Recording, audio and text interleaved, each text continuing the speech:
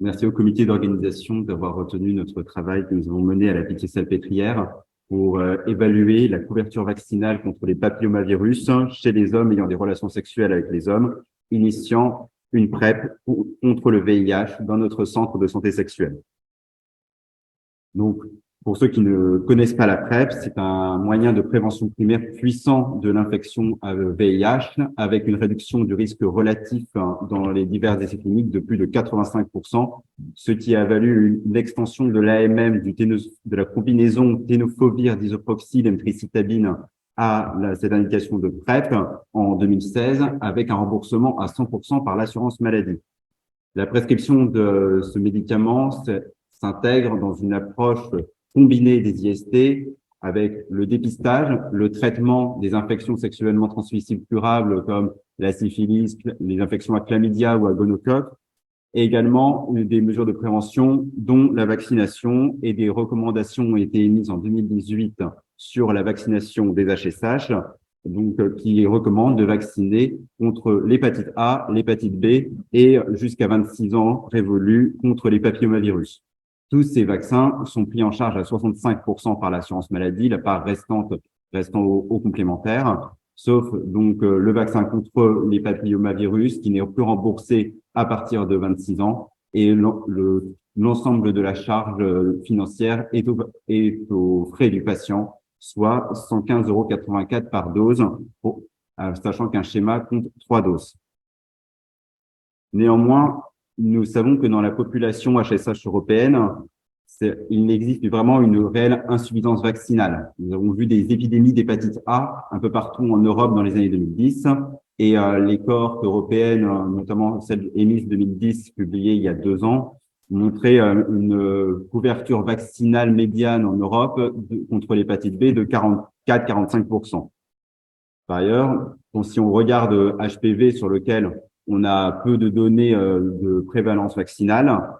si on a bien montré qu'il existe un surrisque dans la population HSH vivant avec le VIH des cancers de l'anus HPV induit,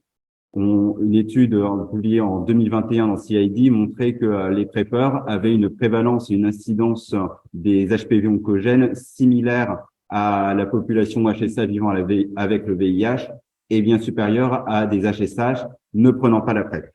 Et malheureusement, nous n'avons pas de données concernant la vaccination HPV dans cette population spécifique que représentent les PrEPers.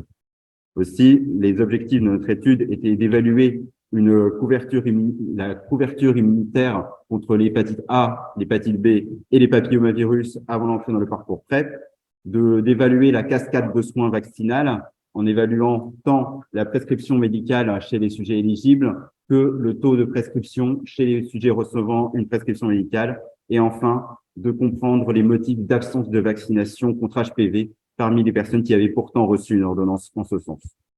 Pour cela, donc, cette étude est une étude observationnelle, monocentrique dans notre service de maladies infectieuses, incluant un centre de santé sexuelle. Nous avons recueilli les données dans NADIS. Tous les patients, de manière consécutive, qui ont commencé une PrEP entre le 1er janvier 2016 et le 31 décembre 2020 ont été inclus et ont été retenus s'ils avaient été suivis lors de plus de 2 consultations sur au moins 1 an de suivi. Les critères d'éligibilité vaccinale étaient pour les vaccins des hépatites l'absence d'anticorps neutralisants sur la sérologie à l'initiation de PrEP et pour HPV, l'absence d'antécédents de vaccination. On avait donc la possibilité de vacciner sur site contre les hépatites. Par contre, le vaccin contre le papillomavirus n'était pas disponible dans notre Cégide. Il fallait que les patients aient une démarche active d'aller chercher le vaccin en officine pour être vaccinés, soit auprès d'une infirmière libérale, soit dans notre centre. Les schémas vaccinaux étaient considérés complets avec 2 doses pour VHA, 3 doses pour VHBV et HPV. Et enfin, pour analyser les motifs de non-vaccination, nous avions adressé un questionnaire téléphonique aux patients non vaccinés. Au total, nous avons inclus 591 sujets, donc une écrasante majorité d'HSH cisgenres, les 2 autres sujets étant des patients transgenres, un âge médian de 33 ans et 20% de la cohorte avaient 26 ans ou moins et étaient donc éligibles au remboursement du garde d'asile. La durée médiane de suivi de notre cohorte était de 2 ans et demi. Au total, à l'entrée dans le parcours PrEP, la vaccination contre l'hépatite A et l'hépatite B est relativement bien appréhendée puisque les taux de couverture sont de 57% pour l'hépatite A, 73% pour l'hépatite B. En revanche, pour le papillomavirus, l'absence de vaccination antérieure à la PrEP est presque la règle, avec moins de 5% de vaccination à l'entrée dans le parcours PrEP, y compris dans la population éligible au remboursement. Si on regarde maintenant les taux de prescription chez les sujets éligibles, donc pour l'hépatite A et l'hépatite B,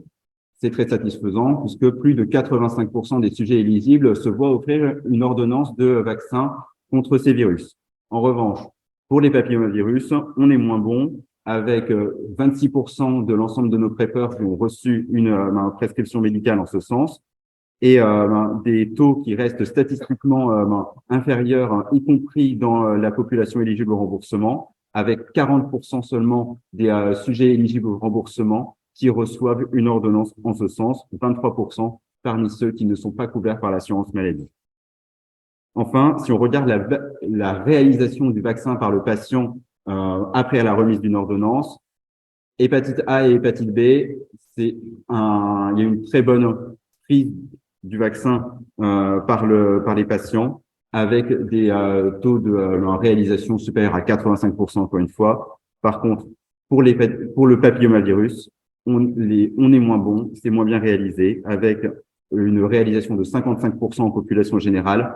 64% dans la population qui est éligible à un remboursement, ce qui reste statistiquement inférieur aux hépatites A et aux hépatites B, 50% dans la population de plus de 26 ans. Au total, à l'issue du parcours PrEP, si la quasi-totalité de nos patients sont vaccinés et immunisés contre l'hépatite A et l'hépatite B, seuls 15% de notre cohorte est immunisé contre les papillomavirus, 28% si on se réfère à la population de moins de 26 ans. On a donc interrogé ces motifs de non-vaccination. Donc, on avait 69 patients qui ont vu proposer une ordonnance et qui n'ont pas réalisé le vaccin. 64 ont répondu au questionnaire. Et le premier motif, c'est j'ai oublié d'aller à la pharmacie. Et après, bien juste derrière, l'absence de perception de risque vis-à-vis des maladies associées au papillomavirus pour 30% d'entre eux. Et le coût du vaccin n'a été un frein que pour 9 patients et qui étaient tous âgés de plus de 26 ans. Il y avait aussi une perte d'ordonnance, mais ce qu'on a vu, c'est qu'aucun patient ne nous a rapporté la peur d'effets secondaires dans sa décision de non-vaccination.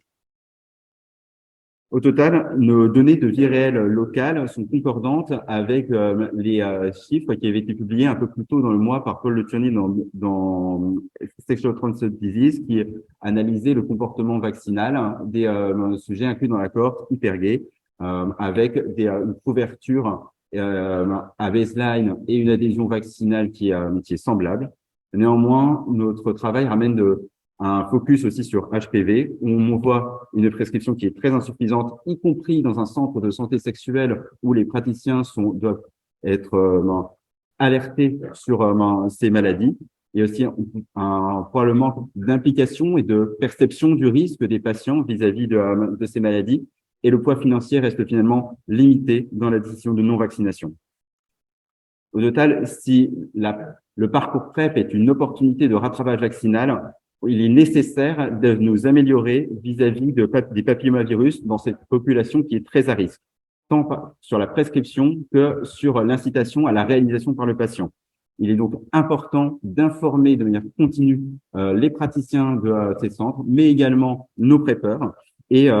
il faut qu'on puisse vacciner nos patients sur site, développer des enveloppes budgétaires à cette fin et inclure réellement la vaccination dans les textes des recommandations de la PrEP et peut-être, pourquoi pas, élargir la tranche de vaccination comme ce qui se fait dans les pays anglo-saxons, par exemple jusqu'à 45 ans. Je vous remercie.